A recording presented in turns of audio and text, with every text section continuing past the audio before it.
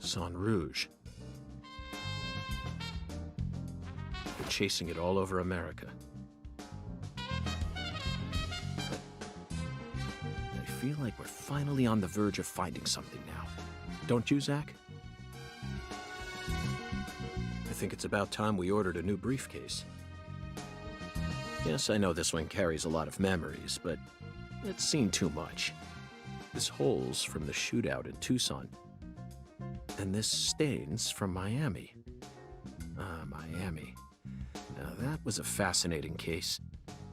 Billy, our perp, cut his own torso right in two. Even with the help of the drugs, a feat like that still requires incredible mental fortitude. I was so impressed that I forgot I'd left my briefcase on the floor. The same floor his blood gushed out onto.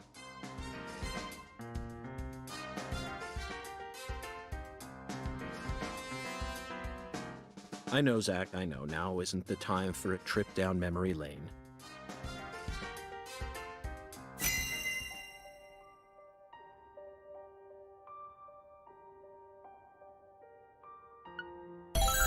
emergent drug that's been on the rise in 4 southern states.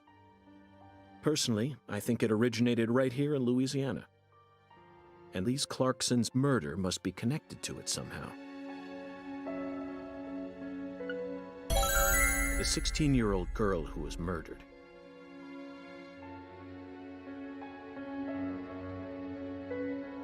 Her body was found beneath a bridge over the bayou, along with a strange altar. The powerful man who essentially controls the town of Lucare. And he seems to be more fearsome than your average gangster. I doubt he'll be willing to cooperate with any law enforcement, Zach.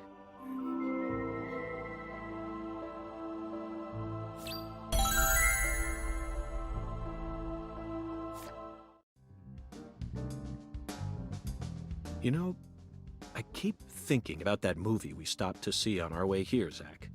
The Island, 2005, directed by Michael Bay. For a movie being shown at a cinema complex, it was surprisingly artistic. An experimental setting mixed with hard-hitting drama. It was art house sci-fi. That director's going to change the history of art house films. Are you following me here? This is another special film that's setting a new standard, just like Star Wars and Blade Runner did. This is a turning point, Zach.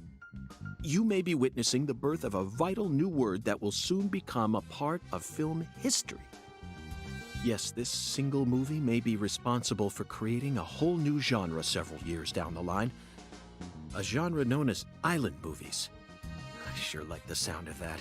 Don't you, Zach?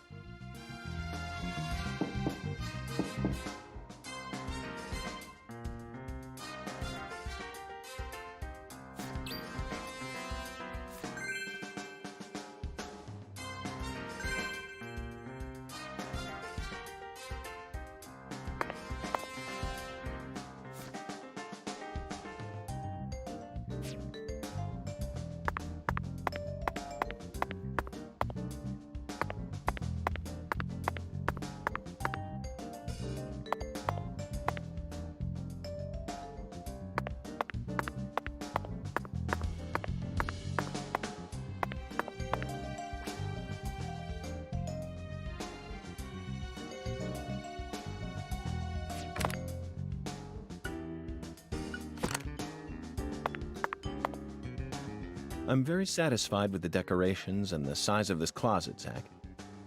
And it's even got a security box. It's proof that we're still safely inside the fringes of modern civilization.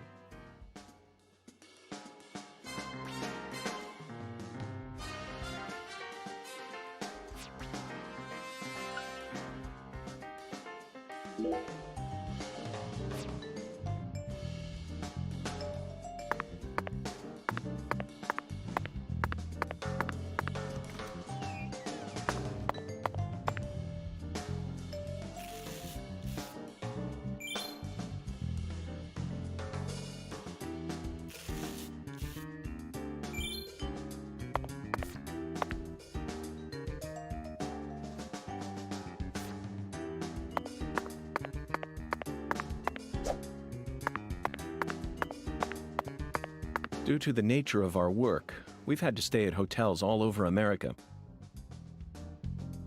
But Zach, do you know what I hate most about living out of a hotel? Shower pressure.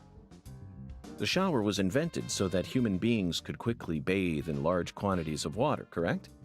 Yet there are far too many hotels in our nation that have showers with embarrassingly weak water pressure. It's an outrage. And I'll keep tooting my horn about this every chance I get, believe you me.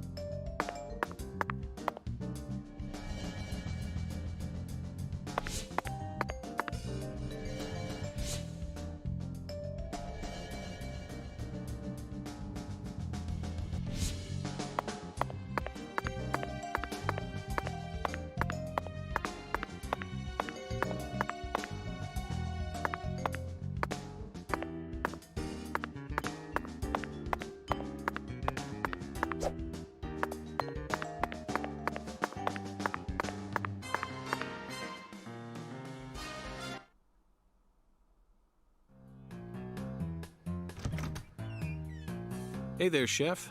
What's cooking? Chef, what are you talking about, sir? I'm the concierge, David.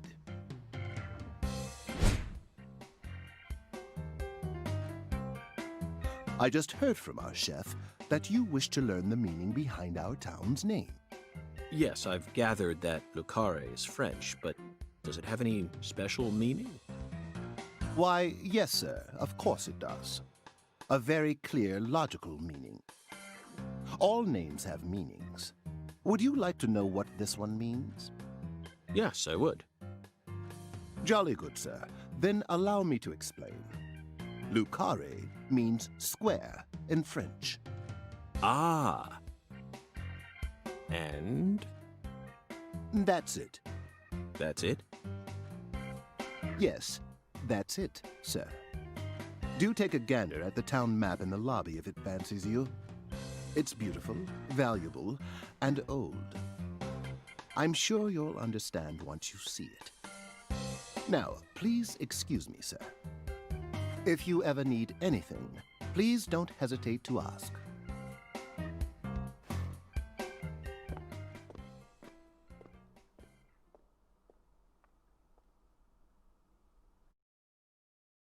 Did you see that, Zach?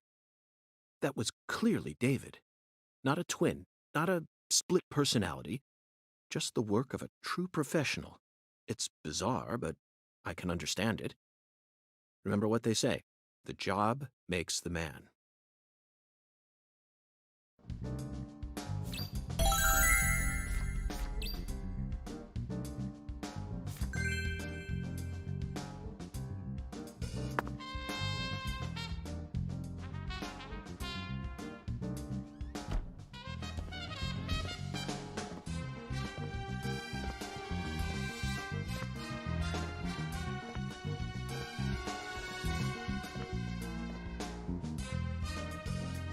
Do you feel that, Zach? Dozens of paintings no one will ever see. The faint scent of tobacco baked into these walls for over a century. Now that's what I call a hotel.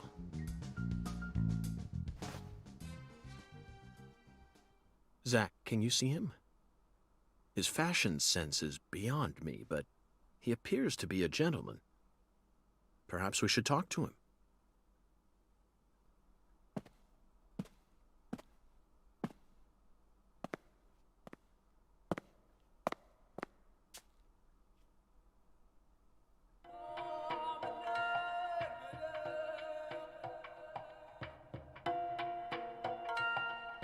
Nice tie.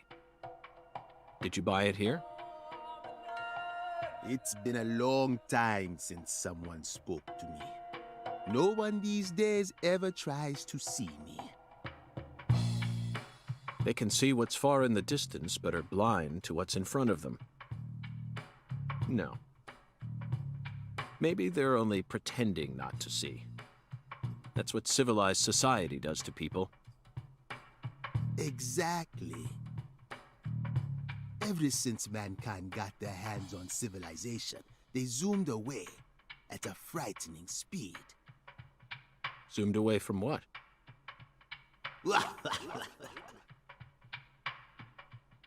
Don't be a fool. You know the answer. As for me, just call me Hoongan. Hoongan. A title given to a leader in a certain religion. Is that what you are?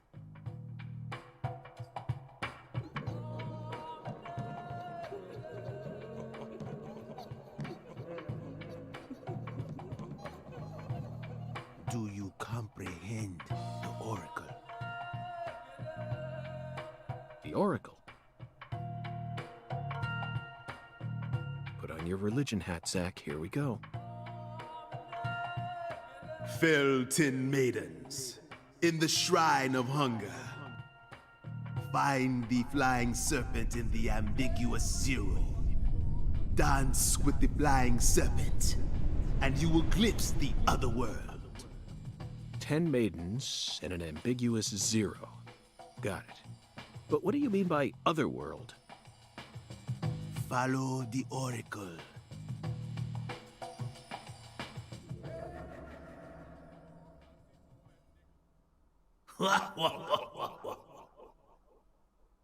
Zach, did you hear all that? Looks like we've already taken our first step into chaos.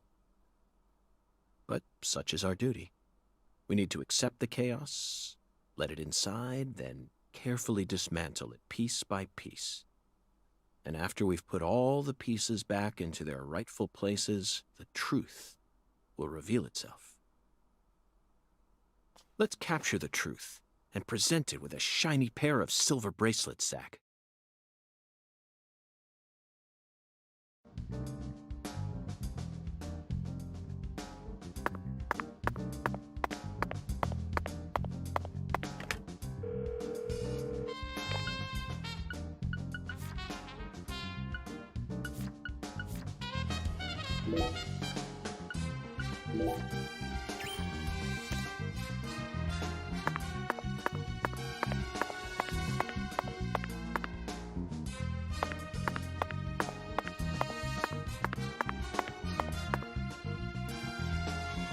Zach, here's another perfect symbol of the human condition.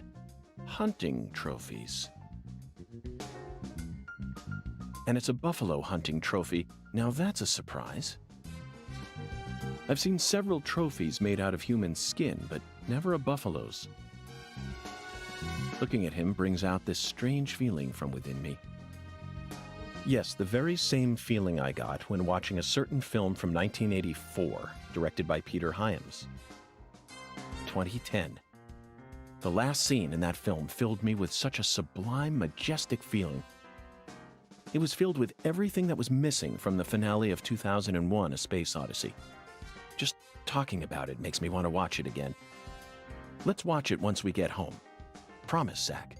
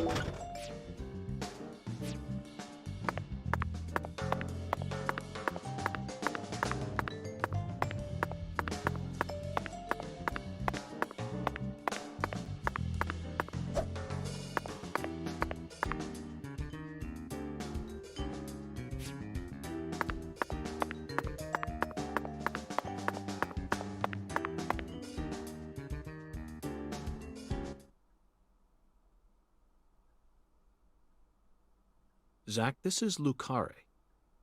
I think I'm finally starting to understand what our concierge was trying to say.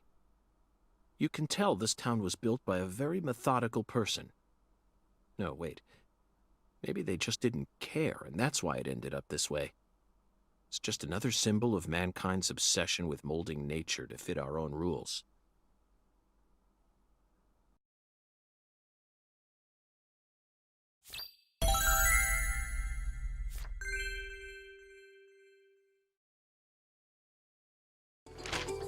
Zach, what did you think of Hungun's oracle? Despite all the dramatic build-up, it's little more than a childish riddle. Heartwarming, really. Exactly the kind of feeling one gets from the good old-fashioned countryside.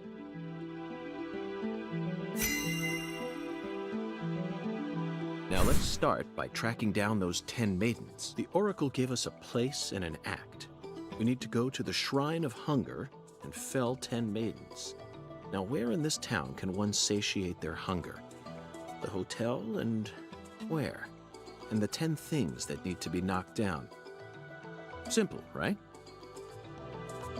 The answer is bowling. The shape of the bowling pin was based on the feminine form. the 10 maidens, or the 10 pins. But a place where someone can both eat and bowl at the same time. I'm skeptical as to whether we'll be able to find such a place in a backwoods town like this. Alexis's Diner and Lane. This is it, Zach. There are even pins and a bowling ball on the sign. I bet we'll be able to eat some Cajun cuisine and bowl there. Maybe even both at the same time. Nice job, Zach. I knew you'd be able to find it.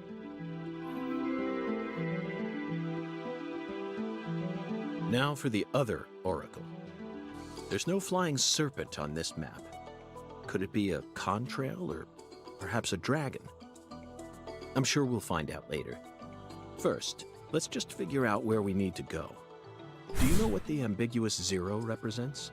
0 is usually treated as a base number, but under what conditions would a base number be ambiguous? The answer is temperature, Zach. Yes. 0 degrees Fahrenheit is minus 17.7 degrees Celsius, and 0 degrees Celsius is 32 degrees Fahrenheit. You'd be hard-pressed to find a more ambiguous 0 than that. The question is, does our 0 refer to Celsius or Fahrenheit? Let's think for a moment. We're in Louisiana. Which measurement system do we use here in America? The Clarkson Food Delivery Services Cold Storage Warehouse. That's got to be it.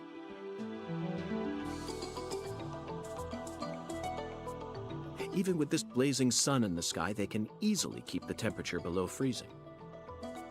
Be honest now, Zach. You knew the answer from the very start, didn't you?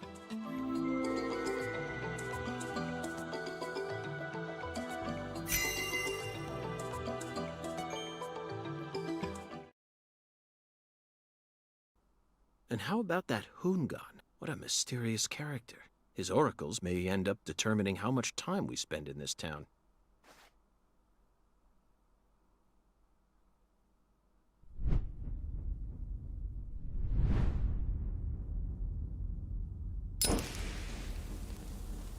Sorry, boss, but this is a smoke-free hotel. If you're dying to smoke, head out the entrance and you'll find a smoking area in the rear parking lot.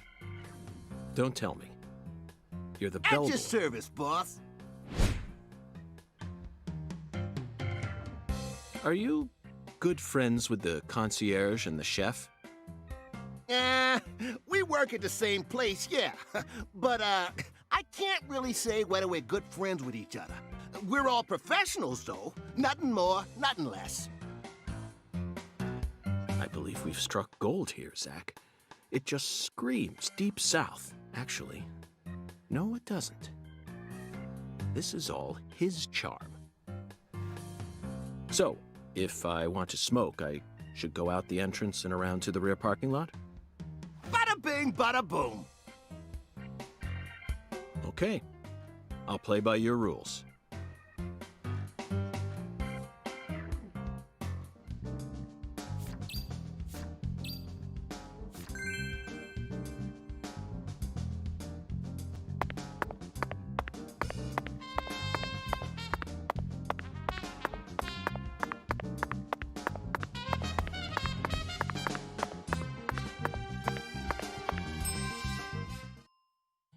We always strive to provide our guest with the finest of service, sir. Our humble, bucolic town does have its inconveniences. Shopping, in particular, can be a bit of a slog. Therefore, we decided to provide a modest selection of daily necessities right here at our very own front desk. Great. Sounds convenient. Exactly.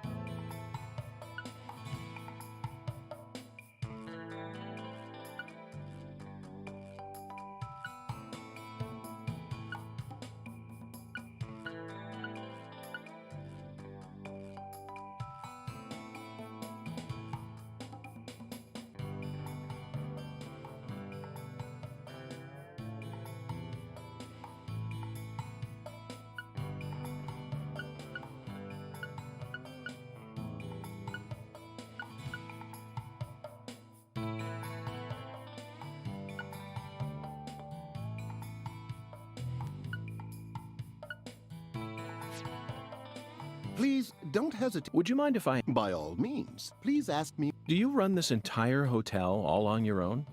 I mean, just the three of you? Yes, that is correct, sir.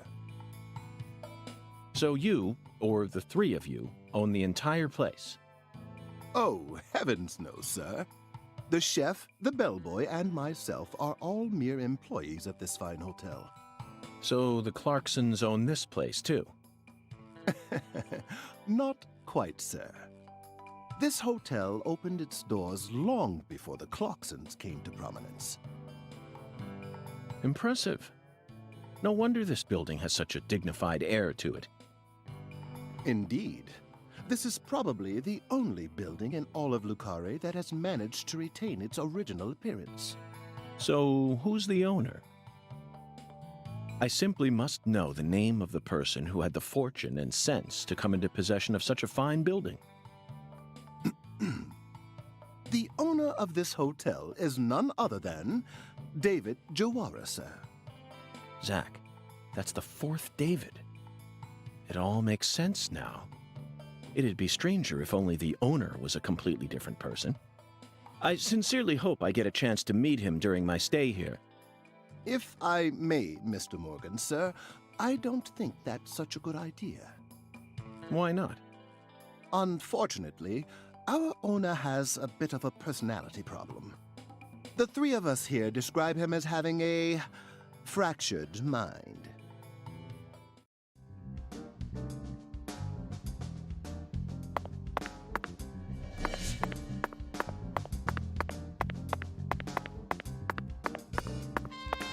Hey, boss. How can I...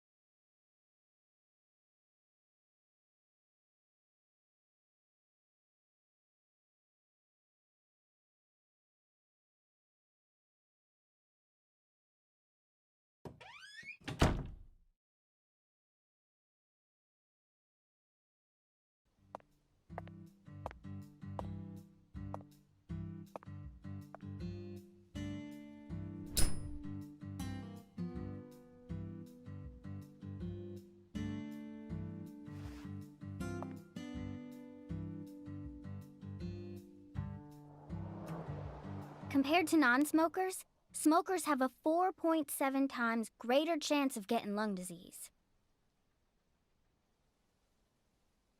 You know that means it's more likely than getting asbestos poisoning? The risk of death from lung cancer is actually much lower than what you think it is. In fact, it's tiny when compared to heart disease, strokes, and pneumonia. We're always surrounded by easy ways to die, you know. Some people even get randomly struck by lightning and die right there on the spot. Then I reckon you also know that secondhand smokers have 1.3 times greater the risk compared to smokers? Of course. So you won't mind paying the damages when I die of lung disease? How about writing that in a contract for me? You got a pen, right?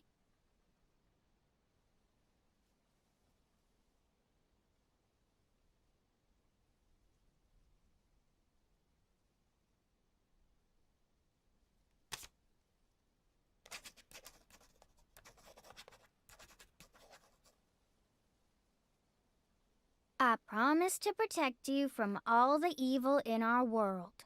Well, that's stupid. By the way, what's your name? FBI Special Agent Francis York Morgan. Please, just call me York. That's what everyone calls me. Is something wrong with you? Adults ain't supposed to act like that. I only asked for your name so I can write it on the contract. You should have been able to figure that out if you're a real FBI agent like you said. Come on, sign here. Right here on the paper. Just as I thought, Zach. This contract paper, it's a Sang Rouge wrapper. Sang Rouge is here, too. This must mean that Sang Rouge is connected to the Lise Clarkson murder case somehow. This is a sprawling case that spread across the entire South. It's within our jurisdiction, Zach. We'll need to steal the right to investigate from the local authorities at once. By the way, miss, what's your name? Patricia Woods. But I gotta write my name myself, or else it won't be a real signature.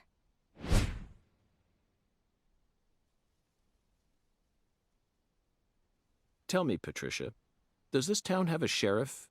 Or is it under the jurisdiction of the nearest city police? Perfect timing. Well, go on and steal it if you want it. I was just thinking about how this is way out of my daddy's league. Thank you for the information, Patricia. Okay, Zach, it's time to get to work. How should we seize control from the sheriff this time?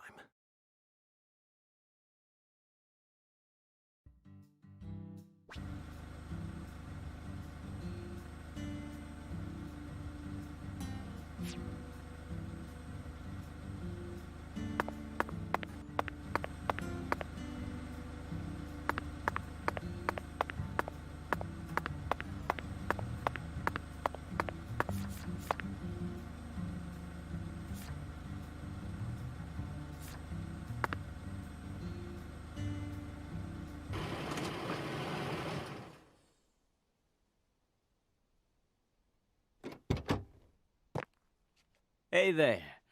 So, you're the fella from the FBI I've been hearing so much about. I'm Melvin. They call me the sheriff round here.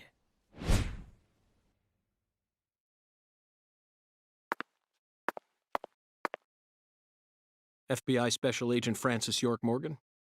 But call me York if you can. That's what everyone calls me. Huh?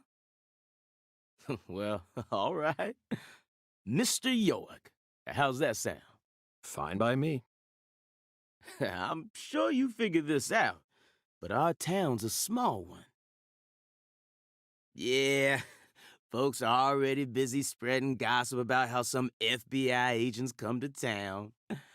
Now, I reckon you came from the city. What was it? D.C., L.A., or New York? Anywho, in the city, it's normal not to know who your neighbor is. Fella who moves in next to you could cook up a dozen folks in his backyard and no one would bat an eye. That's the city for you.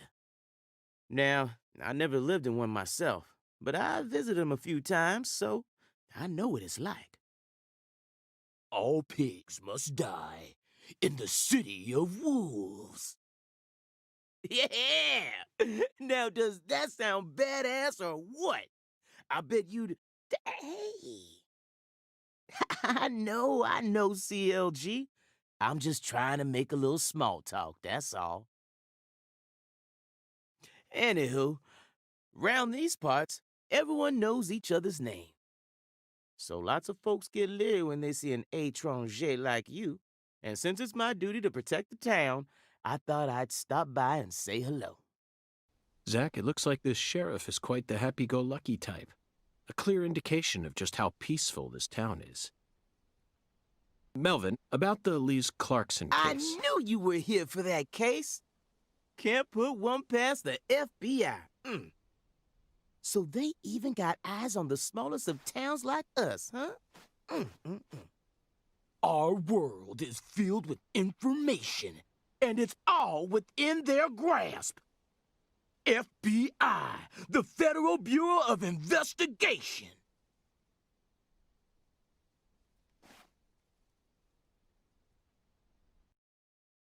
The Lise Clarkson case is connected to a top-secret case that we've... I know. If you're fixing to take the lead, then go right ahead. I'm just the humble sheriff of a tiny little town. My jobs are to stop my neighbors from beating the piss out of each other and listen to old folks complain. Honestly, this whole murder case has been weighing me down. So I'm gonna give you my full cooperation, Mr. Special Agent, sir. Well, Zach, that was anticlimactic. I didn't even get to use my secret weapon. Melvin, there's a cold storage warehouse on the southern end of town, isn't there? I'd like to get permission to enter it. Say what? You want to see where the body's being kept, right? Oh, I get it now. Lisa's body, yeah. Now, that's what I call a special agent. You already figured that much out. But, I'm not too sure that, going down there at this point is really gonna help much, you know? Explain it yourself, Daddy. That's incredible. I don't believe this. Amazing.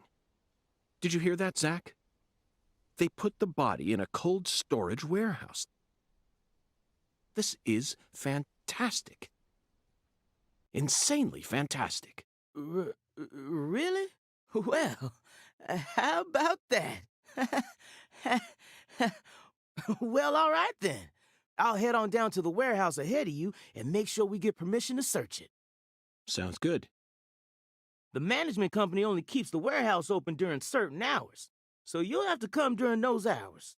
I ain't looking to create any further disturbances. So be on time. Got it? Come on, let's roll, CLG. I'm gonna walk home, Daddy. I still got another stop to make. Oh, if you say so, sweetie. She's a real sharp one, as you can see, so I try to stay out of her way. Well, all right then, York. I'll see you at the warehouse.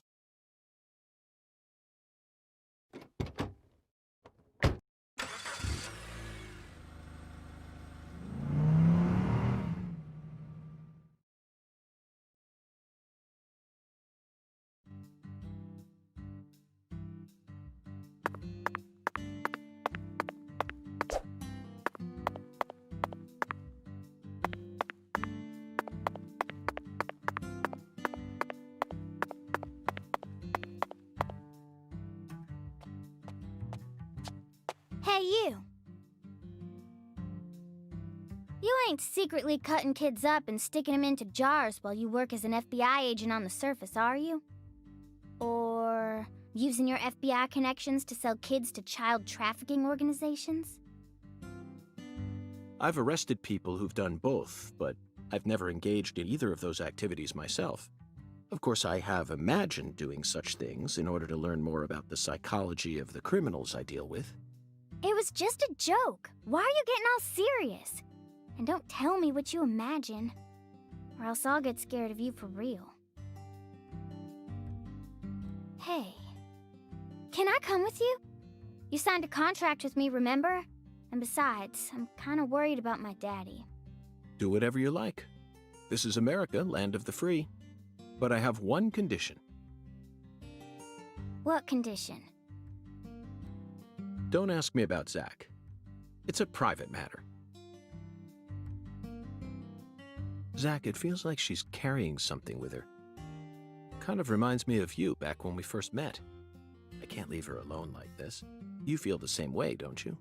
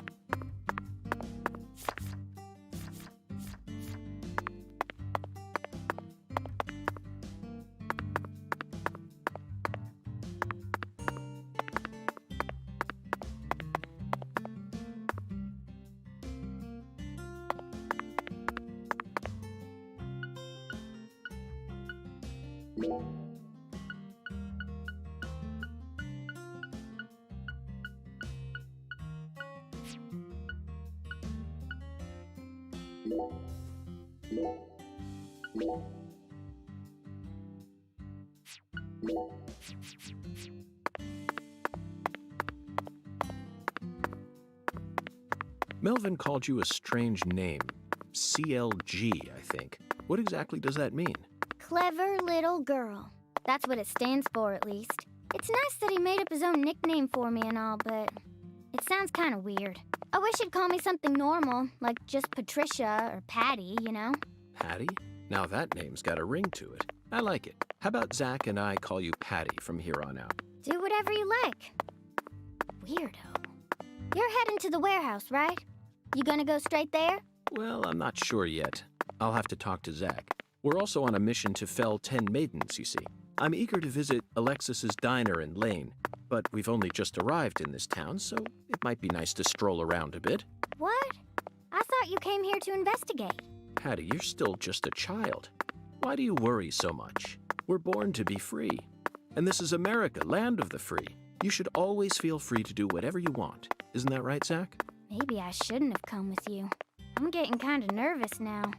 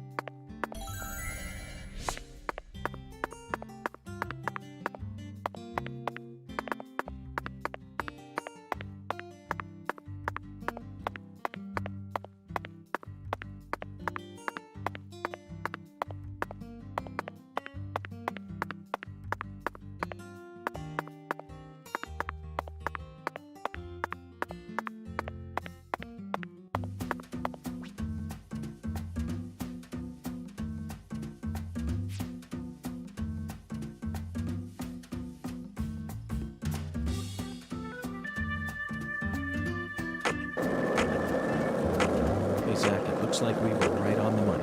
Tracing the Sang Rouge distribution route led us right to Louisiana. You know what that means. We've got a hot hand. And Lady Luck's given us far more favor than she ever has before. We just happened to hear news about Lisa's murder while sitting in a bar during our vacation in New Orleans. That certainly wouldn't have happened if we had stayed in D.C. They would have given the case to another special agent, maybe even to the state, and then we never would have found it. In the end, it would have been shut up in that vast, desolate evidence vault along with all the other cases, marked by nothing but a first-degree murder tag, buried in a soggy grave at the bottom of a sea of data. That would have been its fate. Instead, it traveled from person to person until it finally...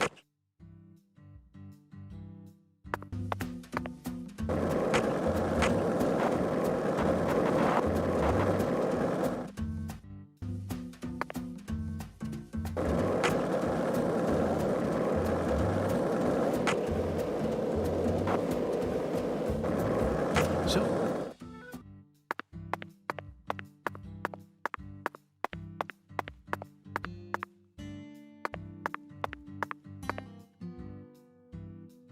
Mr. York, that was mighty quick. The special agent does it again. You sure don't waste any time. I bet my CLG's got a lot to learn from you. By the way, Mr. York, looks to me like you aren't packing anything. I was on vacation in New Orleans before I happened to stop by here. Well, shoot, that won't do. Here, I got something I think you'll like. I call him Mr. Alligator. Badass, ain't he? It's a tranquilizer gun for the gators.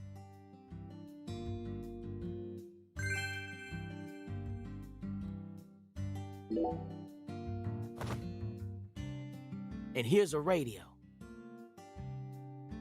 With this, you won't have to worry about any expensive roaming fees. Might take you a while to get used to them, but you'll get it. Try letting them rip a few times. Ain't no need to hold back out here.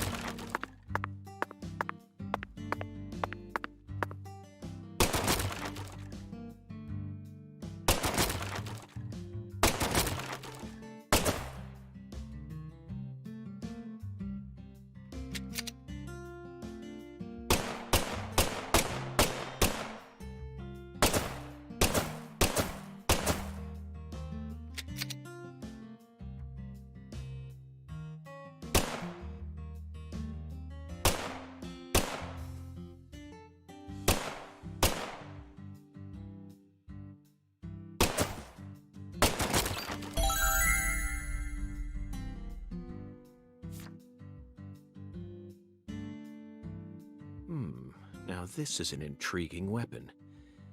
For a tranquilizer gun, it really packs a punch.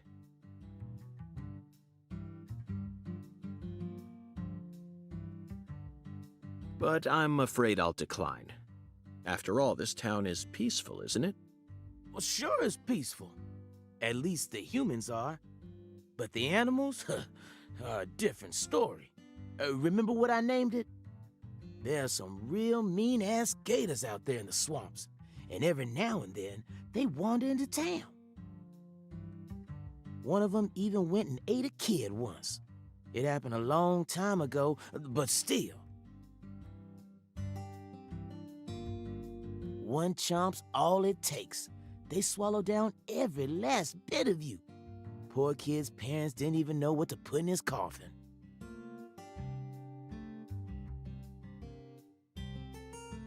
The worst part is, that taught the gators just how tasty we humans are. So now, those suckers just attack on sight. Man-eating crocodiles will feast tonight. In Blood Swamp!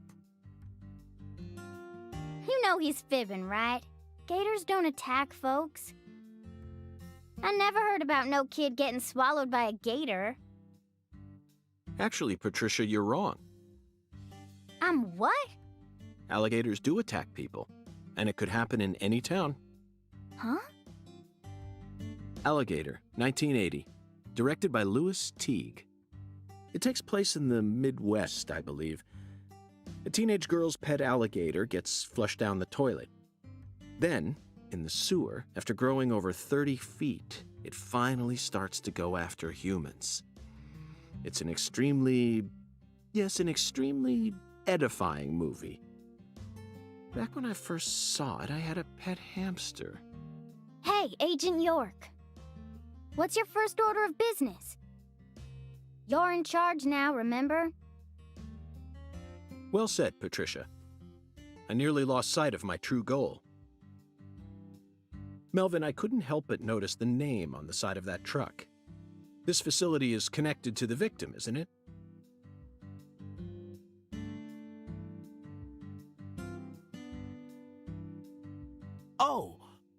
Oh, right.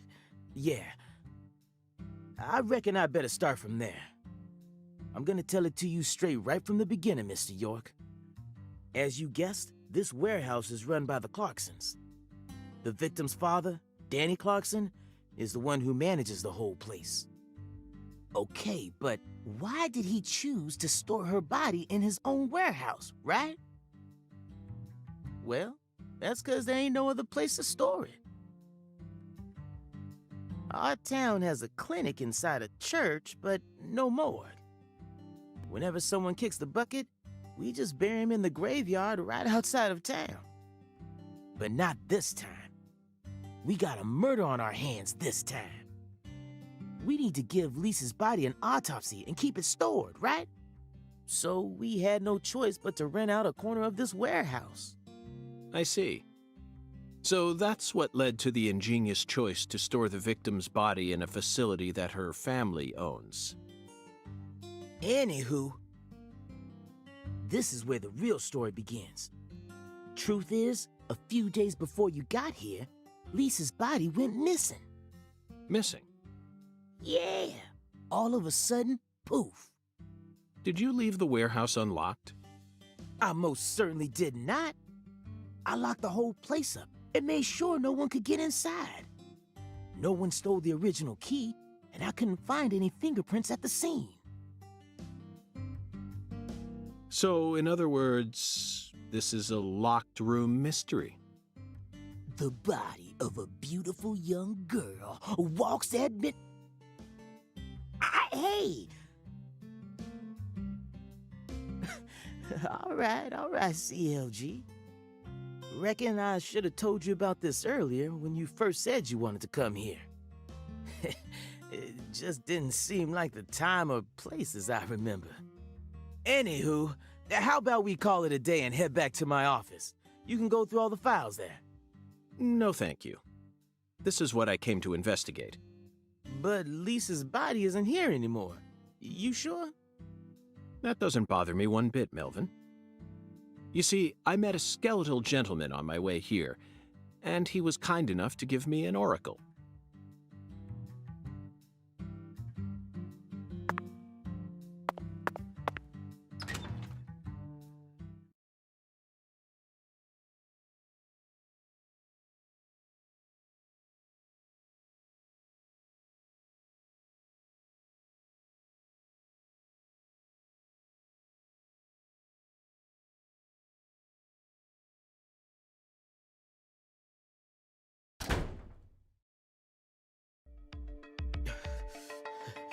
You holding up okay, CLG? Sure you don't want to wait outside? I'll be fine, Daddy. Just make sure you don't take your eyes off of him. He's so selfish and inconsiderate. I'm still not convinced he's actually a real FBI agent. Look, he's talking to himself again. Zach, this is the ambiguous zero, the deep freeze. Let's hurry up and find that flying serpent, shall we?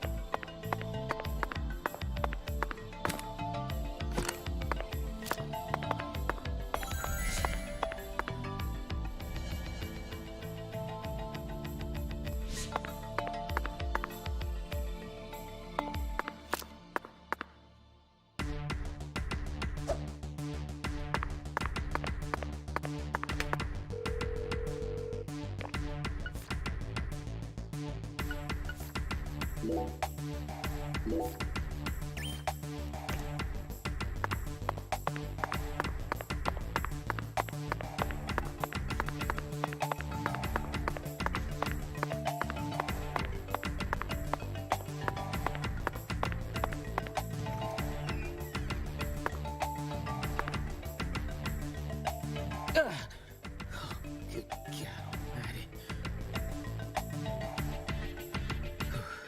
This place always gives me goosebumps, no matter how many times I come here. Yes, it's quite the funhouse. Truly a dazzling place. Meet entertainment. That's the only way to describe it. Woven together by life, frozen in time, a visceral, musical. Symphony. We eat all this in order to survive. Yes, truly a symphony. Life and death resonating together. Yeah, it's really cool. Cool. Whoa now, CLG. Since when were you interested in this kind of stuff? What are you so surprised for, Daddy? I'm more mature than you are. I've seen way more realistic corpses on CSI, you know. Oh, man. At first, Zach, I was shocked by the notion of storing a victim's body alongside food. But as I gaze upon this hanging garden, I realize it's just another scene of violent, depraved murder. Yes.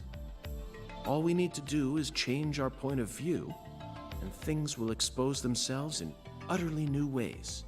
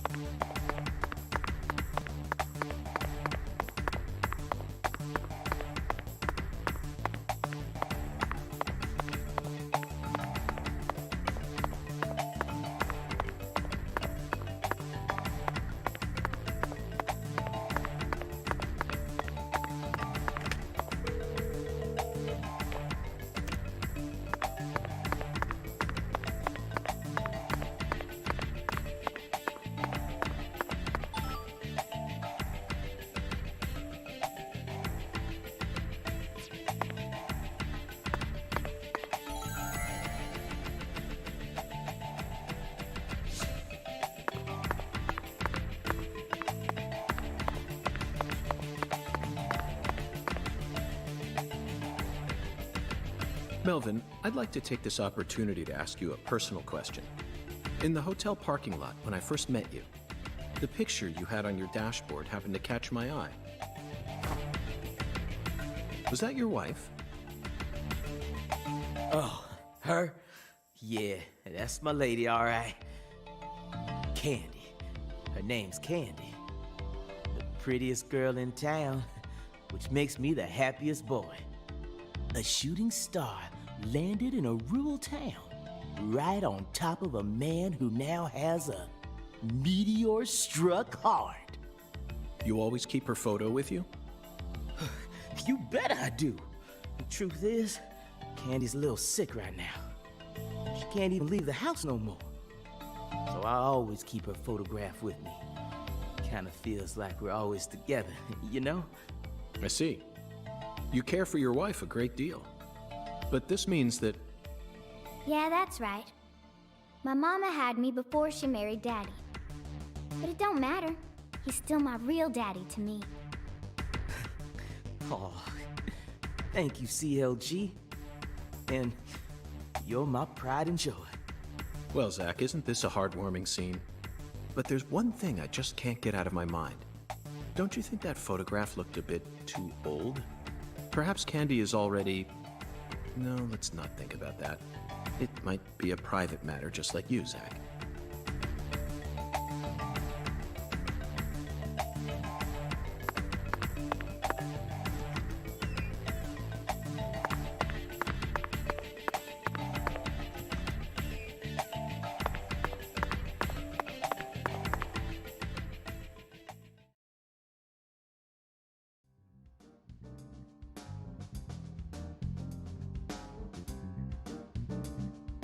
Here we are, Zach.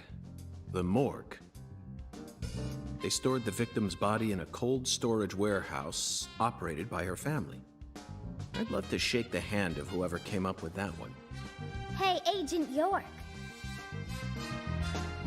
Did you just come here to laugh at rural officers who are doing the best they can?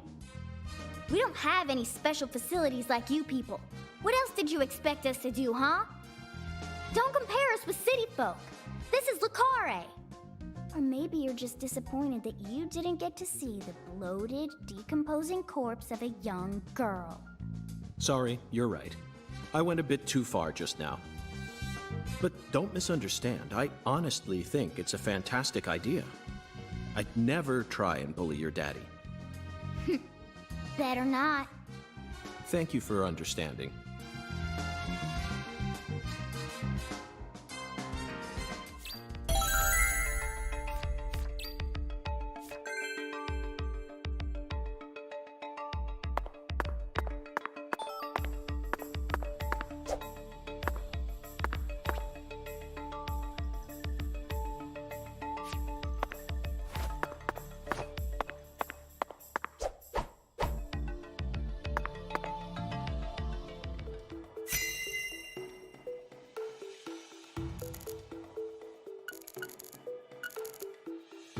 Zach, these are human footprints, and they're extremely large. Yes, Zach, I agree. These footprints must belong to someone who's used to walking around in cold temperatures.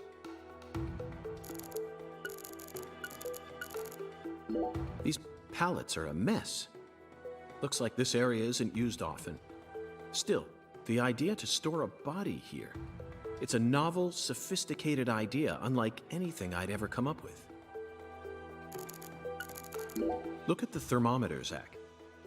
It's at 10 degrees Fahrenheit, or minus 12.2 degrees Celsius.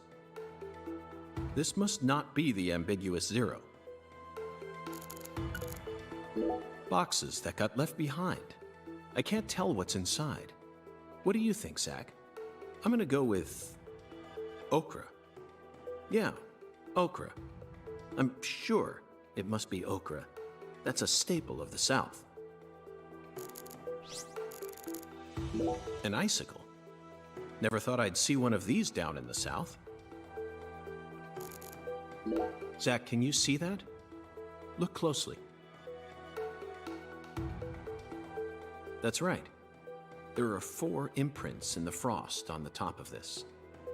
It's hard to believe, but I think these are fingerprints. Yes, Zach, that would lead one to believe that the body napper is a giant who's over 10 feet tall. This frost is shaped like something we're very used to seeing. That's right, a body bag. Lisa's body must have been left here.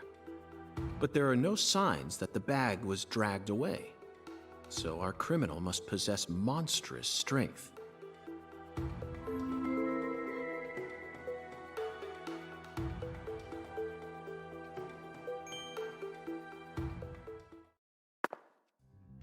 Seems like our flying serpent isn't here. Is this everything, Melvin? There aren't any other rooms in this warehouse? No special rooms? Well, there is the luxury foods warehouse. Luxury foods? Why didn't you say so earlier? Just thought you wanted to see where the body... I just thought you were only interested in warehouse number 2. Besides, it's underground, so it's even colder than this. You sure you really want to go down there? You could darn well freeze to death. All life will come to an end in the icebound zone. You feel me? Let's head there at once. I'm sure that must be where we're meant to go. But what about searching for Lisa's body? All we need to do is find a 10-foot tall man with monstrous strength. That giant knows where she is. 10 foot tall? But finding the flying serpent is more important right now. Now please, guide me to the luxury foods warehouse at once. These luxury foods are most likely being used in local Cajun cuisine. I'm so excited to see what we'll find. Aren't you, Zach?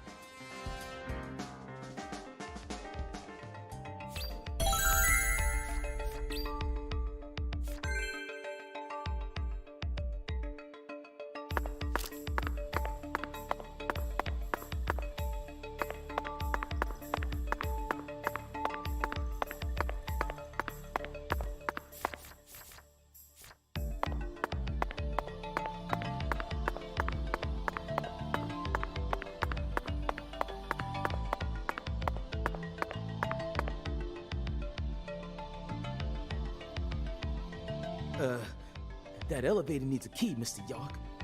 Do you have one? Actually, no. I didn't think you'd ever want to go down there. So I didn't bother to go and get one. Well, then would you go and get one now? Yeah. CLG, I know. I'll tell it to him straight. Thing is, Mr. York, you know the Clarksons? The folks who own this place? Well, they don't too much like the police. And they sure as hell don't like them when they're my color. It was, real hard for me to get permission to open up this place for you to search through. So they ain't gonna be too happy if I go back to them now, asking for another key. What should we do then? Let's just find a worker here who can lower the elevator for us instead. All they need to do is take a break from their work for a couple minutes. And what am I supposed to do? Just stand here and pretend like nothing's happening? Yeah, you FBI folks are good at that, right? That's always what I see you doing on TV.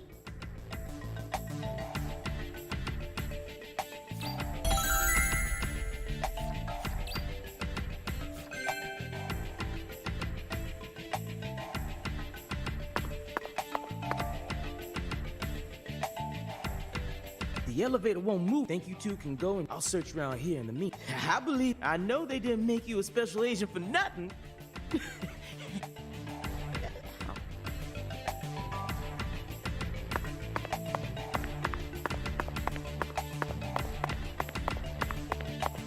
Zach, I think we can move this.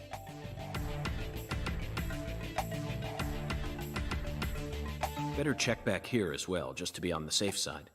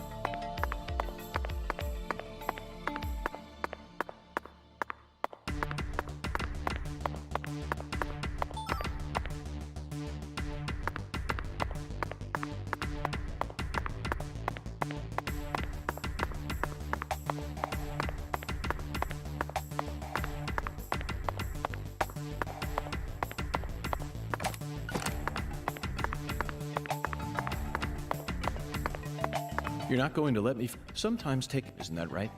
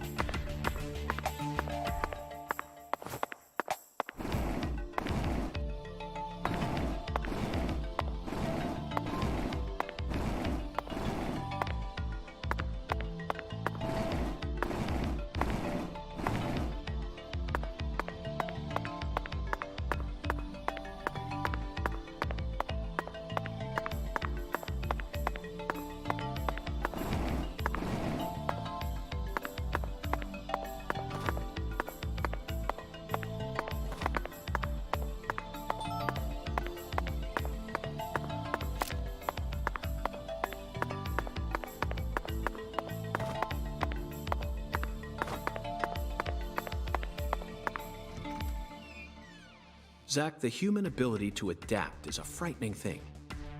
Some humans have the power to sleep anywhere as long as they set their minds to it.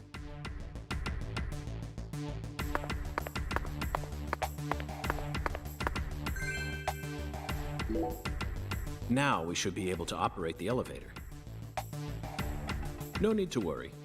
This facility no longer has a body to steal. What else do they have to lose? A few cans of crawfish?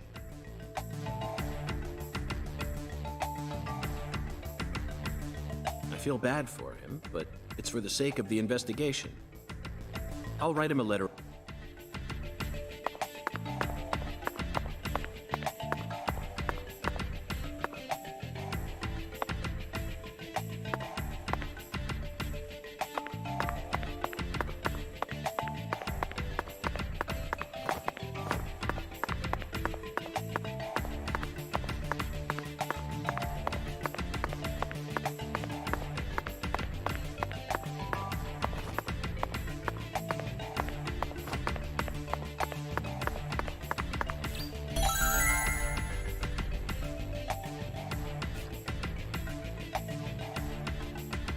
Mr. York, did you find a key?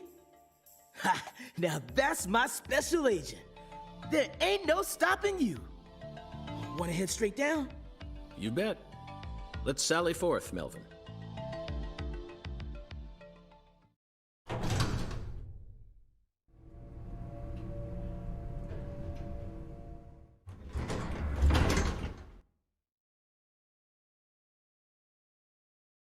Zach, look at that thermometer. 0 degrees Fahrenheit, or minus 17.7 degrees Celsius. This is the ambiguous zero.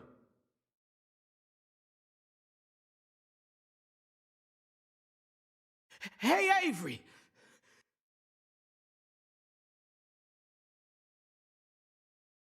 Open the damn door, Avery! It ain't no use, Mr. York. Once Avery starts working on something, that's all he sees. He just tunes out everything else. We'll have to wait until he finishes and comes out to us, I reckon. Or we could come back tomorrow. I disagree, Melvin. Time may be on our side, but that doesn't mean we should waste it. You gave me Mr. Alligator precisely for moments like these, didn't you? Wait, Mr. York! Those tranquilizers may be non-lethal, but it's still dangerous to use them on humans. Of course, Melvin. I never said I was going to shoot him.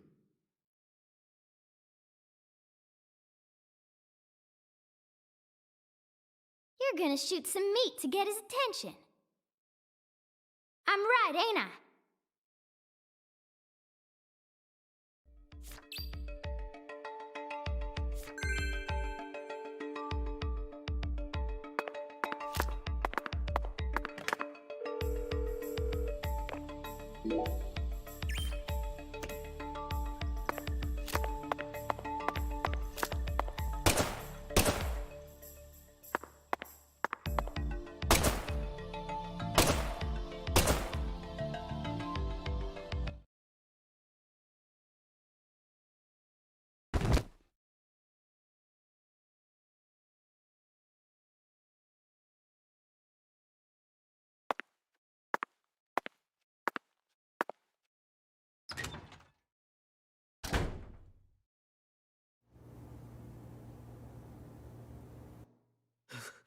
This is Mr. York, an agent from the FBI. Hi, Avery. I'm Special Agent Francis York Morgan. Please, call me York. York, you a smarty pants, huh?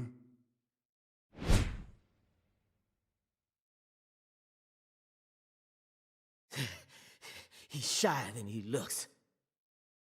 Come on, just settle down, Avery. Tell him what this here place is for. Lots of expensive food here. Yup. Mighty precious to the Clarksons, so I gotta guard it. I see. So you're this area's keeper. Oh, I help with the research, too. I do like research.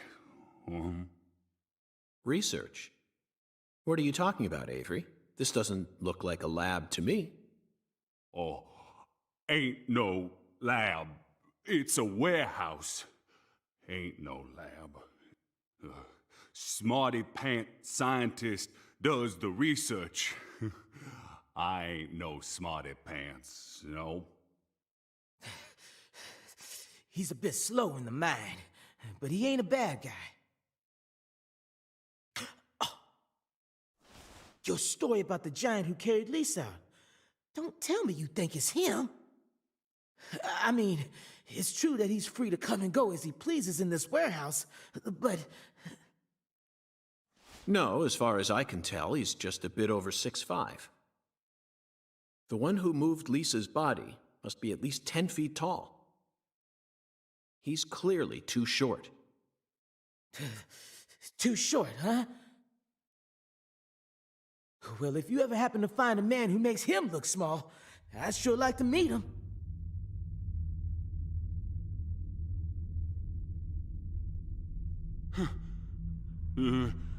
Lise. Hey, cut it out!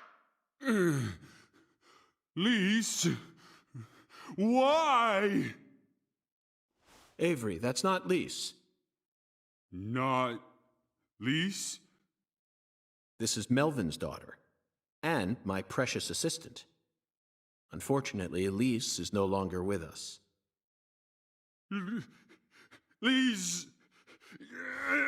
Lise! My fault! My fault!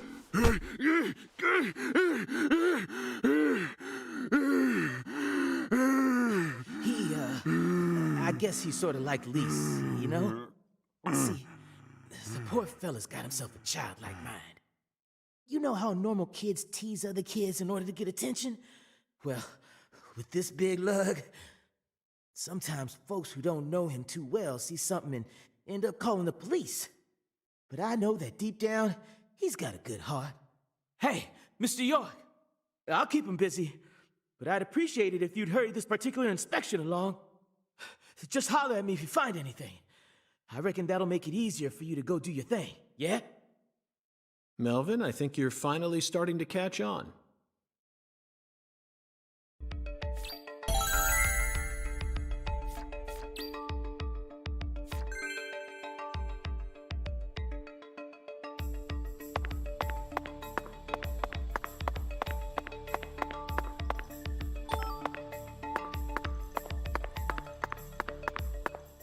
Hung alligators. I suppose in a way they sort of look like flying serpents.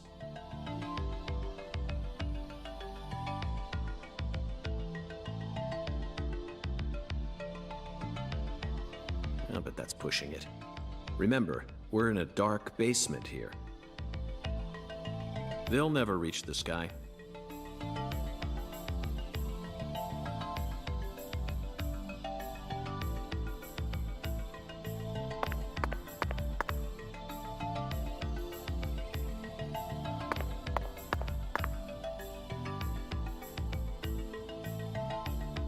Frozen oysters. Personally, I'd rather have a cocktail filled with fresh ones. We hunt for more materials than we can eat, and freeze them over long periods. The human race gives terror.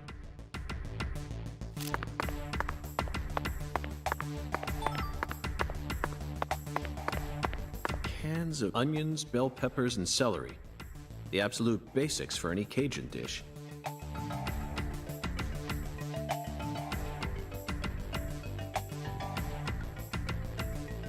This product combines them all into some sort of paste. Oof, people actually buy this garbage? Zach, I just made an eternal... If I ever happen to come across any food prepared with it...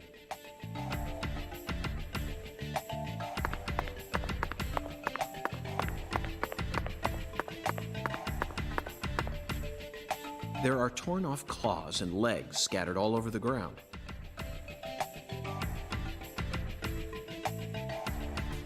I doubt they'll fly anytime soon. I can't tell which ones are from crawfish and which parts are from shrimp. How about you, Zach?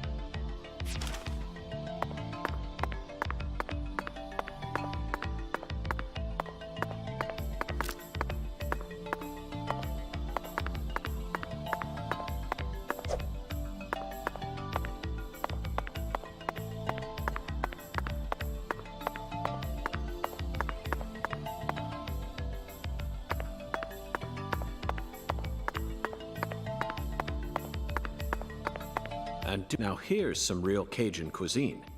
The way these sausages are linked up, they almost look like a serpent.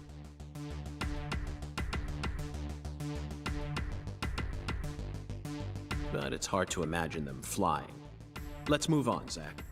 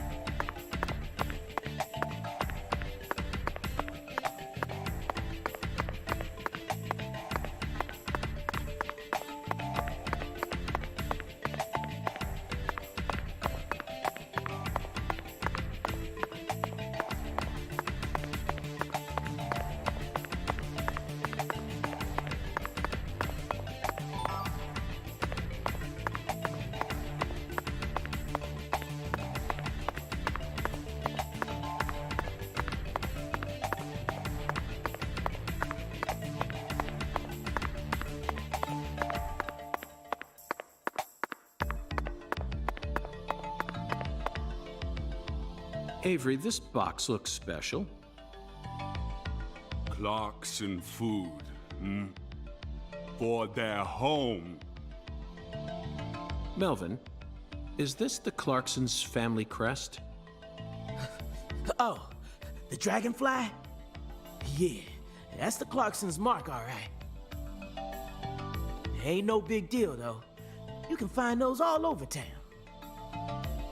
Is that so? Well, yeah. They pretty much run all of this town's major industries. Yeah, I do believe they own just about everything there is to own. So their word is law. They got the whole darn town tattooed with their dragonflies. Can't even walk a few steps without seeing one. Zack, this dragonfly is our flying serpent. The flying serpent owns this town. They're related to Lise Clarkson, our victim. And Hungan's oracle pointed us toward their family crest. The Clarksons must be deeply intertwined with this case. Melvin, Patricia, I think I've had enough of this frozen world.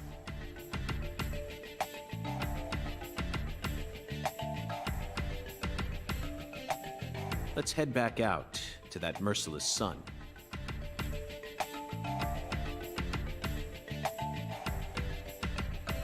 Well, what are you waiting for? I can't bear to spend another second down here.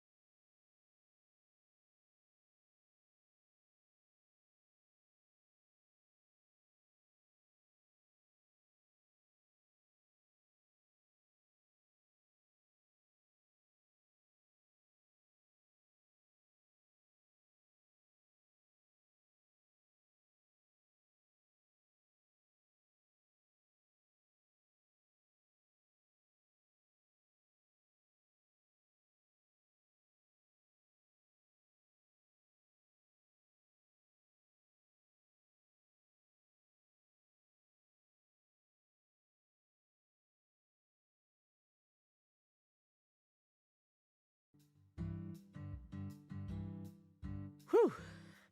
So, what do we do now, Mr. York? Zack and I will take things from here.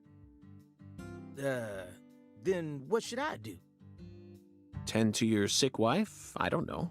You're free to do as you please. I'll stop by the sheriff's office when I need your help again. I suppose that's what I'll do then. It'll sure make Candy happy. But I am the sheriff of this town, so I do intend to get some work done. I know. How about I search for Lisa's body while you're busy? Not a bad idea. Just be careful that you don't get attacked by a barefooted giant. Hey, don't scare me like that. Why do you keep talking about that giant anyway? You really think some giant was responsible for all this? Melvin, don't be silly. Of course I do. Just when I thought you were starting to catch on. Disappointing, to say the least. But how can you be so sure? I want to see some proof. Proof number 1. The footprints that led up to where Lisa's body originally was were made with bare feet.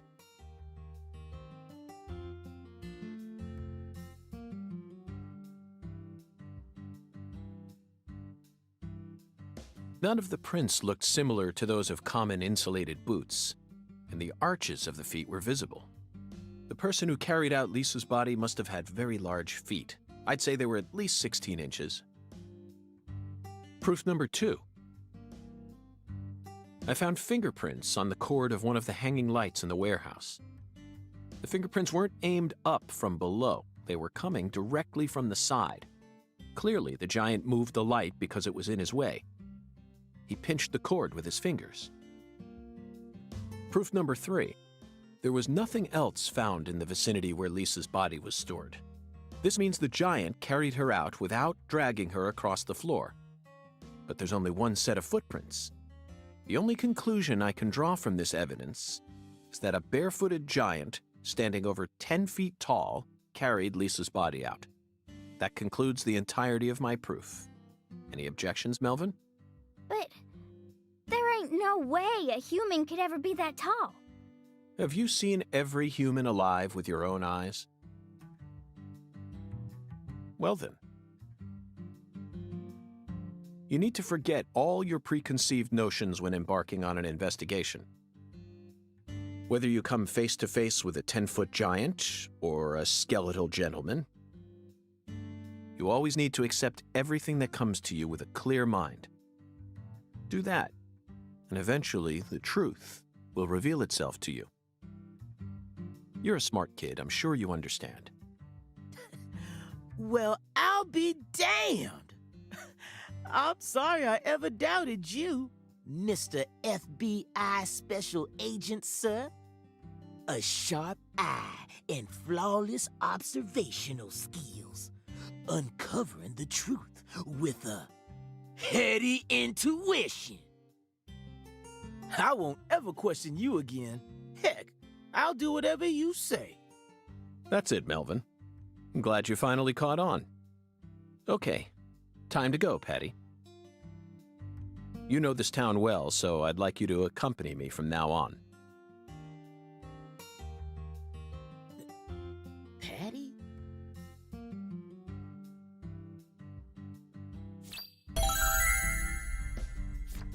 Zach, we found the flying serpent. Now we simply need to locate the 10 maidens. It's time to head on to Alexis's Diner and Lane.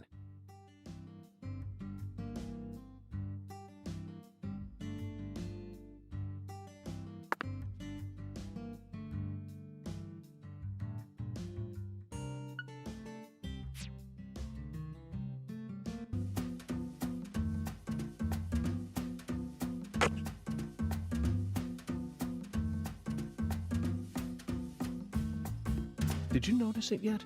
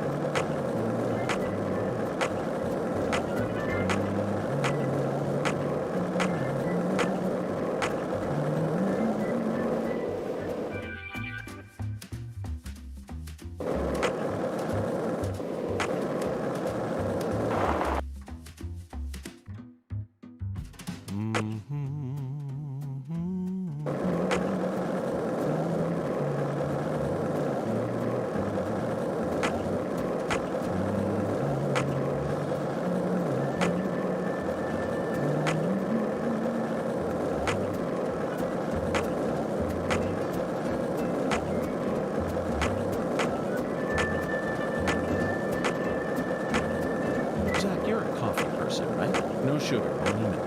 Yes, I'm completely with you on that one.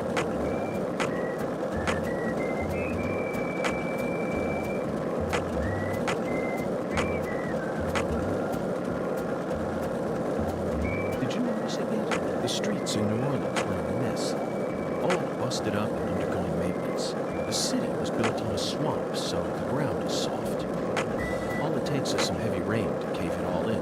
There were also a lot of places where large tree roots were pushing up parts of the asphalt and the sidewalk. Those bumps were dangerous even when we still had our car, remember? But this town is different. The streets are all paved so cleanly that we can skate along them without a care in the world. And there's hardly any trash or graffiti to be found anywhere. The Clarksons truly do control this place. For better or worse, it's a good example of how allowing certain people to rise to power can have positive effects as well. Also, don't you find that Southern people are remarkably friendly, even to total strangers? Both here and in New Orleans, I've been amazed at how cordial everyone is. Is it just the way things are down here? You certainly don't see that sort of thing in New York or D.C. They never stop to chit-chat, especially when ordering food. They only say what's necessary, without any decoration. The customer only makes eye contact with the waiter about once every 3 times they interact. But that's just how it is.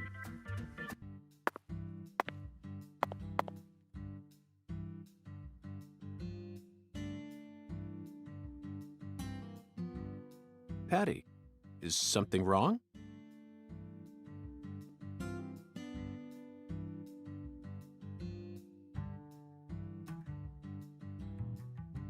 I got something to say. When I first met you in the hotel parking lot, you mentioned Saint Rouge, right? If you want to find it, maybe you should track down Professor R. Professor R. Yeah, Professor R owns the jazz bar on the other side of the bayou. How do you know that? Because. Because, huh? Interesting.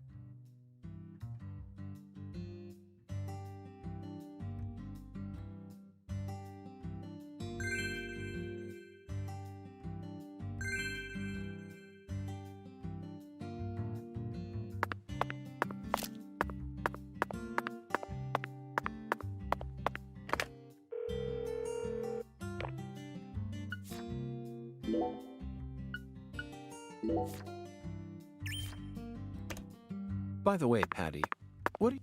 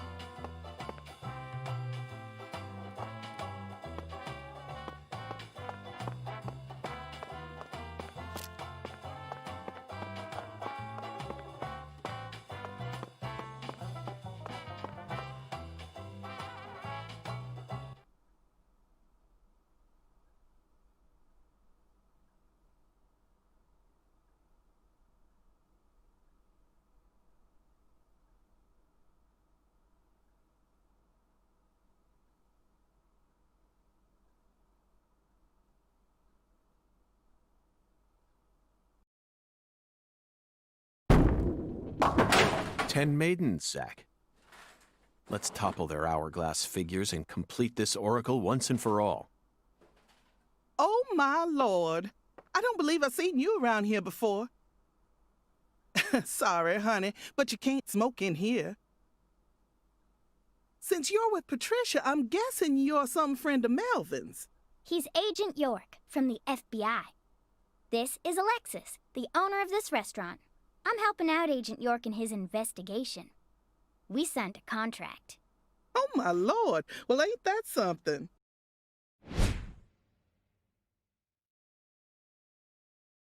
I'm FBI Special Agent Francis York Morgan. Please, call me York. Everyone's always called me that. Oh, my Lord. Well, that's got to be the strangest introduction I've ever heard. No wonder everyone in town's been talking about you.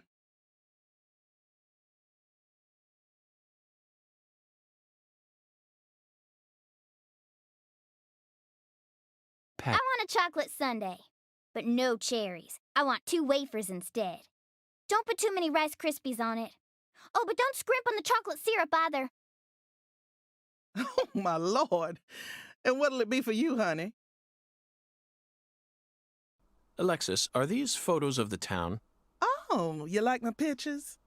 My hobby's collecting snapshots of what our town used to be like. So whenever someone gives me an old picture, I just put it up here on display.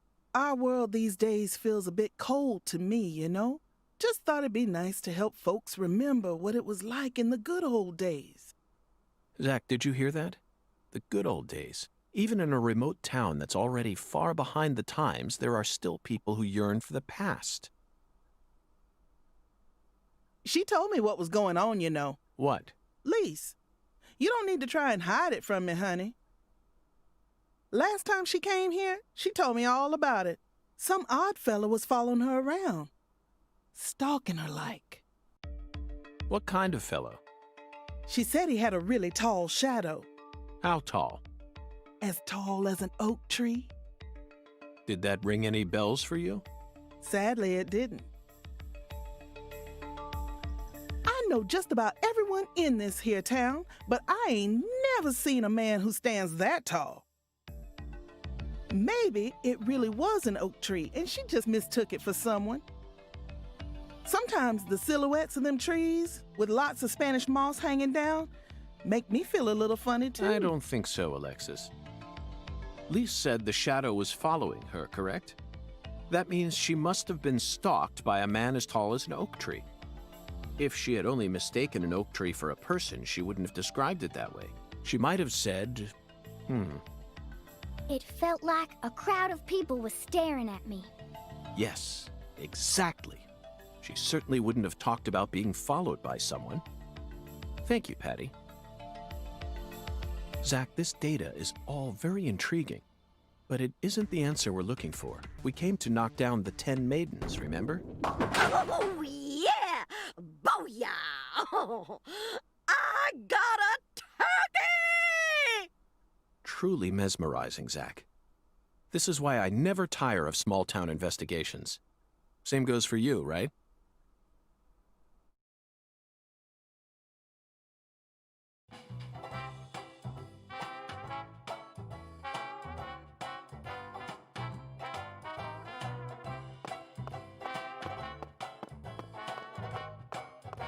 What'll it be, honey?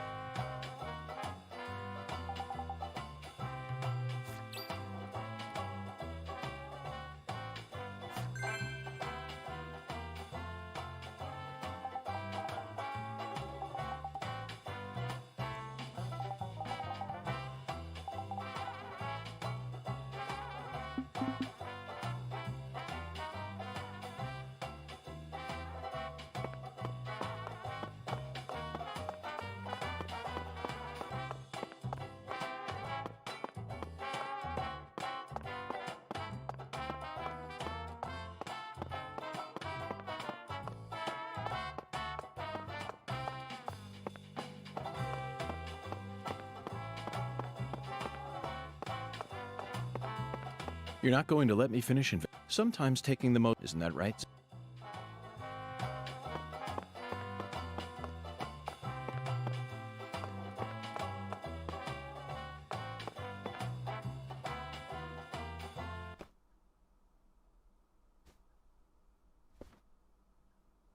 Excuse me, ma'am. Oh, howdy, stranger. My, you're a handsome one. You came out here from the city, didn't you? I can always spot you city folk from a mile away.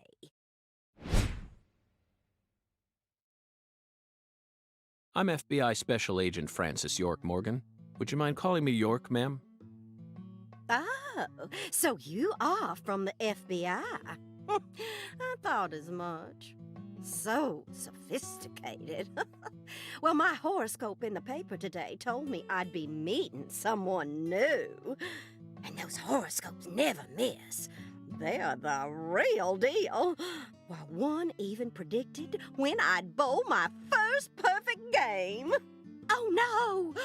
Oh, could you stand a bit closer to me? Whew, that was a close one. If you move any further that way, you'll cast a shadow over the lane. Well, the sheriff did that once, and something horrible happened. The next time I bowled, I got a gutter ball. First time in 12 years. I was mortified. And I am going to make sure nothing like that ever happens again. In our world, some routines lead to good things, while others only lead to the bad. So, you mustn't ever cast a shadow over the lane. Is that understood? It's her routine, Zach. Understand? Just like us and coffee. Incidentally, ma'am, would you mind letting me use this lane too? I'm investigating the Lise Clarkson murder case. And I need to topple 10 maidens, no matter what it takes. No, absolutely not. Not even the FBI can take my lane from me. I haven't given it up once ever since my husband passed away over a decade ago. I'll never break my promise to him. But... Now, if you'll excuse me...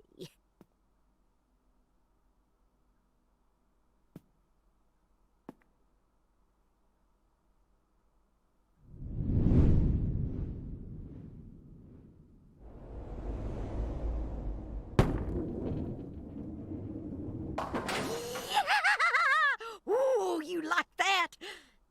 That's what I'm talking about. Who's your mama? Zach, it looks like negotiations have failed. Now I'm afraid we have no choice but to force her to let us use her bowling lane. Yes, I know. I won't do anything illegal.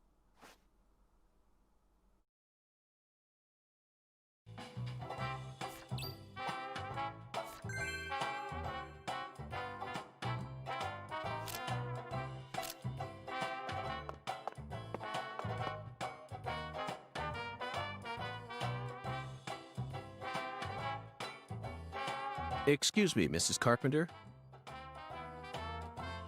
Stop! Not now! Can't you see I'm already in my bowling stance? What, are you blind?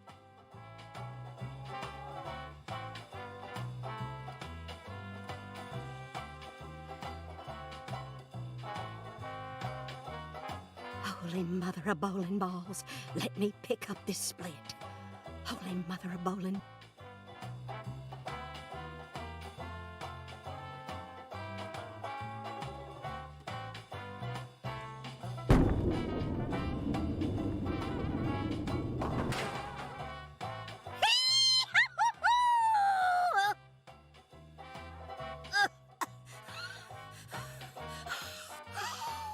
Stance. Oh, always works on a split. Oh, yeah, never fails. Zach, our new friend, appears to be a very superstitious lady. We should try and utilize this trait of hers in order to gain access to the lane for a bit. That was an amazing shot, Mrs. Carpenter. In fact, it may have been the most amazing shot I've ever seen.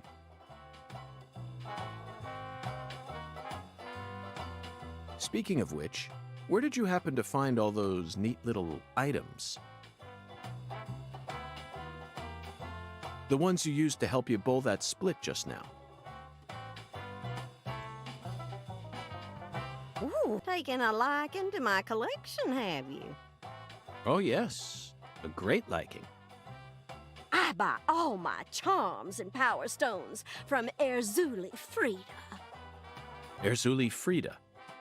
Yes, it's a mystical establishment run by the Mirror. The mirror. If you're interested, I can mark it on your map for you.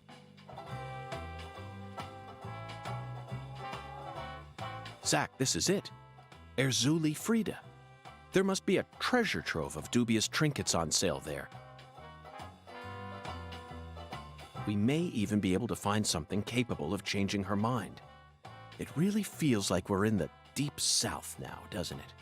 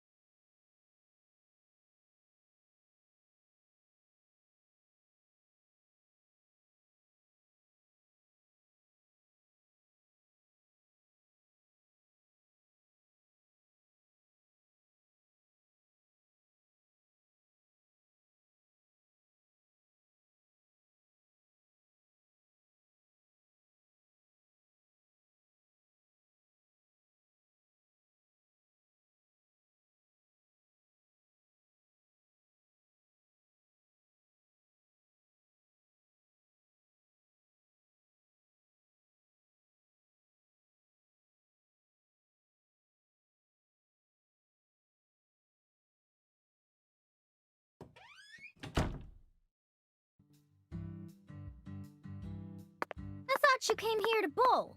Yes, I did.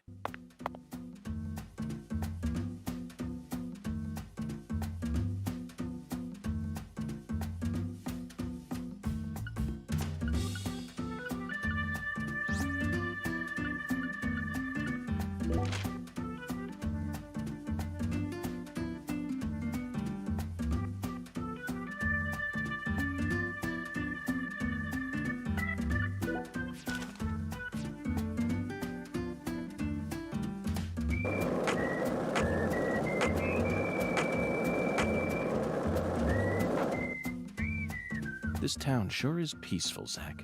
Yes, I know. I know what you're about to say. But that's why we're here. To protect this peace. Isn't that right, Zach?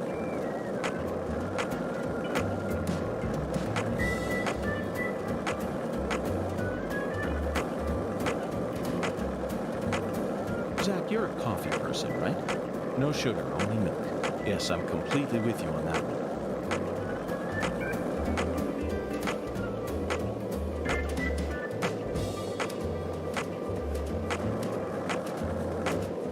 Hey, Zach.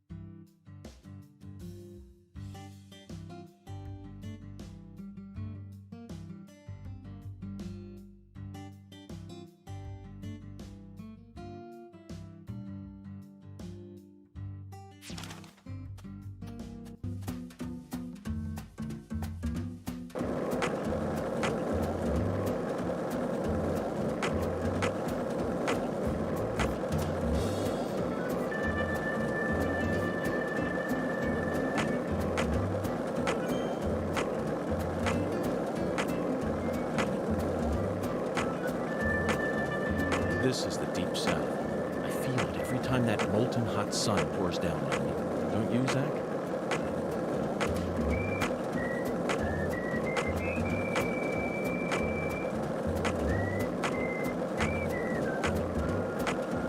One lollipop? 2 lollipops? 3 lollipops? Don't mind me, Zach. This is how I wake myself up.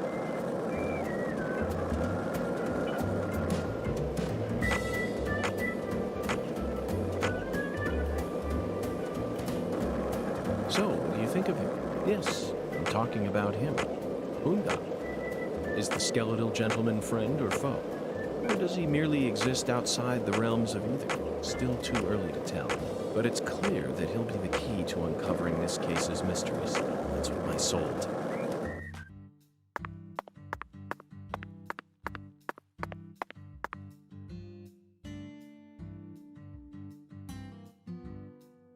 A voodoo shop.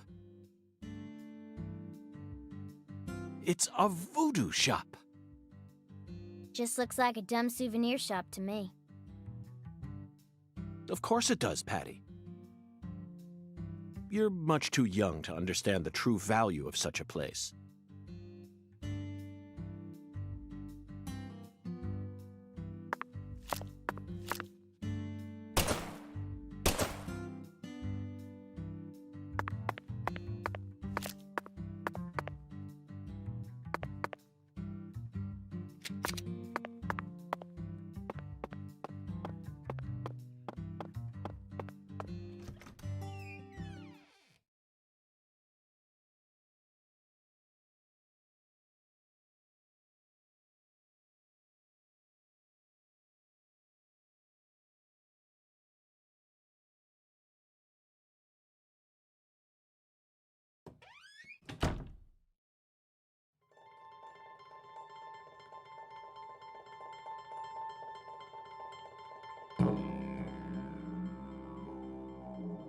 This is all kid stuff.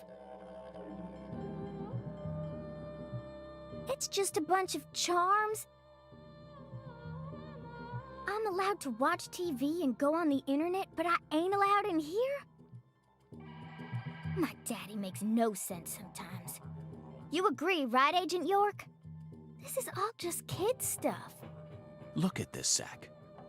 All the mysticism of the Deep South gathered up into one quaint little shop. This is 100 times more exciting than the FBI evidence vault. It's a vast treasure chest. So much to study, so much to learn.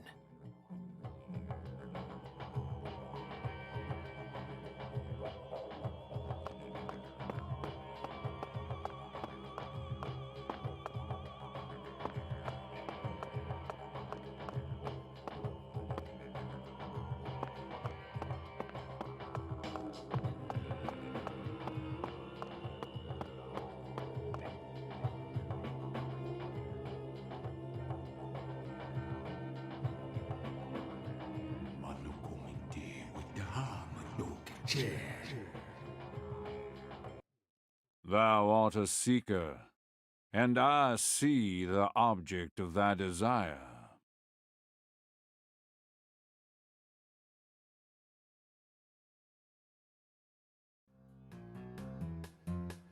Doth this be what thou seekest?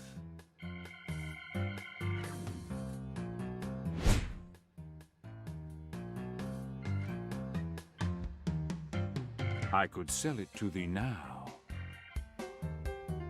and only now. Surely fortune shall not bless thee with another chance. Purchase this, and know that thy wishes shall be granted.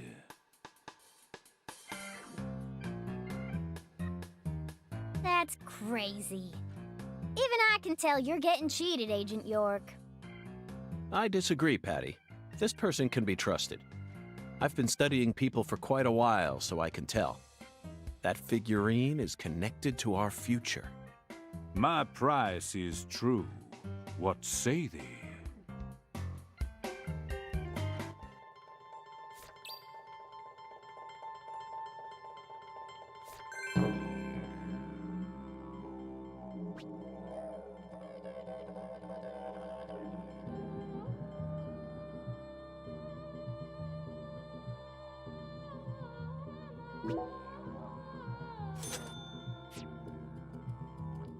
I'll buy it. Thou art a man of refined taste. I am loath to part with it, but 'twould be a fool's errand to keep it from such a keen-eyed soul. What's wrong with you? No normal person would ever buy a piece of junk like that. Not even at a garage sale. Marvelous, isn't it, Zach? What a treasure. I can't wait to use it. Use it? Isn't it obvious, Patty? I'm going to put it in front of Mrs. Carpenter's house. In front of her house? Yes. I'm sure this figurine will stop her right in her tracks. And that'll give us a chance to finally topple the 10 maidens. Are you serious? Of course I am. And so is Zach. Aren't you? I'm seriously wondering if I should quit helping you out with this.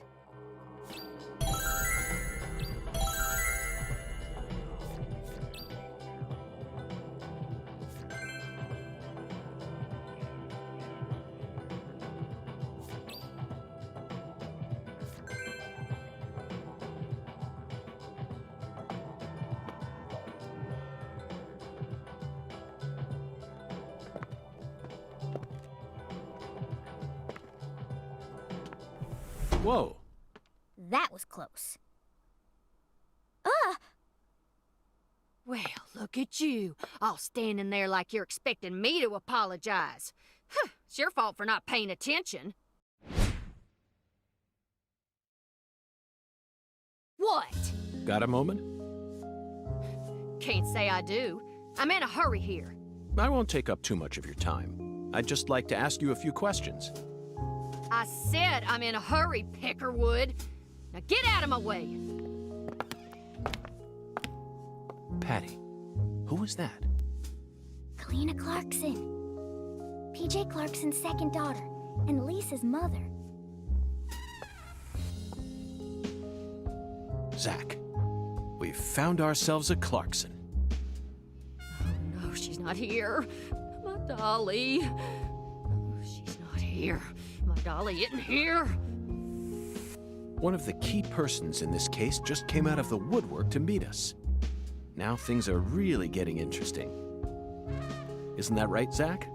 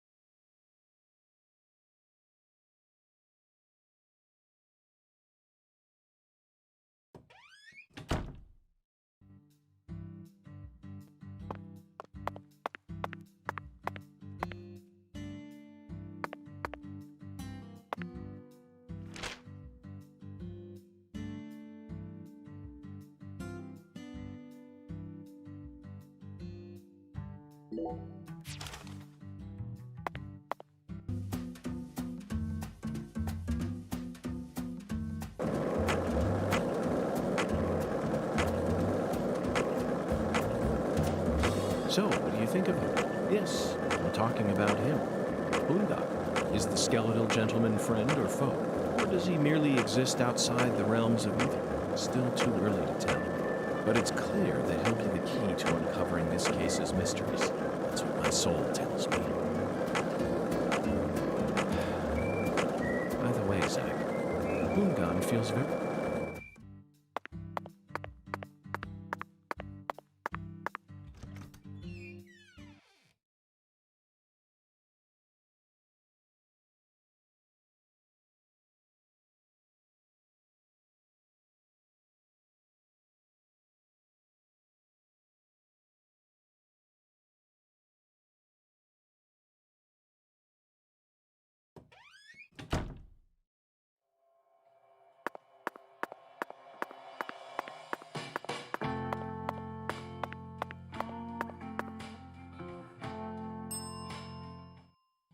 Very good, sir.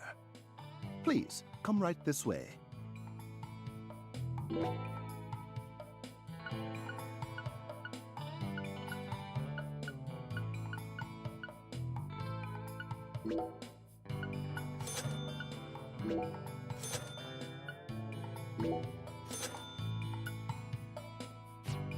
Serving you is my... Please do let